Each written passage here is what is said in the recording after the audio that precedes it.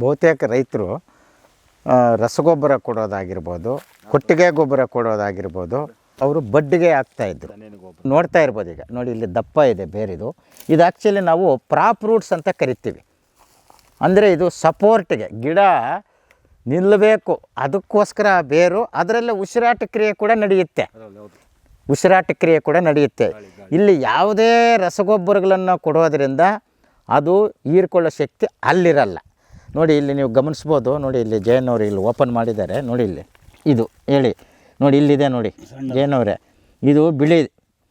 ಇದನ್ನು ನಾವು ತಂತು ಬೇರು ಅಥವಾ ರೂಟೇರ್ಸ್ ಅಂತ ಕರಿತೀವಿ. ನೋಡಿ ಇಲ್ಲಿ ನೋಡಿ, ಇಲ್ಲಿ ಈ ಬೇರು ಏನಿದೆ, ಈ ಬೇರಿನ ಮುಖಾಂತರ ಪೋಷಕಾಂಶಗಳು ಅಥವಾ ನೀರು ಗೊಬ್ಬರ ಹೋಗುವಂಥ ಬೇರುಗಳಿವು ಇಲ್ಲಿ ಕೊಡಬೇಕು.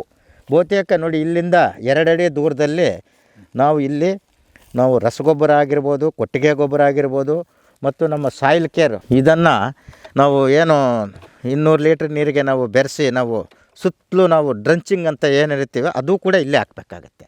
ಸೊ ಅದಕ್ಕೋಸ್ಕರ ನೀವು ಇಲ್ಲಿ ಕೊಡೋದು ಭಾಳ ಮುಖ್ಯ. ಏನು ಹೇಳ್ತೀರಿ ಜಯನವರು, ಹೇಳಿ ಇದ್ರ ಬಗ್ಗೆ. ಇದು ಇಲ್ಲಿ ಕೊಡೋದೇ ಉತ್ತಮ ಅಂತಲೇ ಹೇಳೋದು. ನಾವು ಈಗ 2 ವರ್ಷದಿಂದ ಮಾಡಿದ್ದೀವಿ. ಅಲ್ಲಿ ಬಿಟ್ಟ ಮೇಲೆ ಇಲ್ಲಿಗೆ ಕೊಟ್ಟ ಮೇಲೆ ಸ್ವಲ್ಪ ಈಗ 2 ವರ್ಷದಿಂದ 1 ವರ್ಷದಿಂದ ತೋಟ ಚೆನ್ನಾಗಿ ಇದೆ.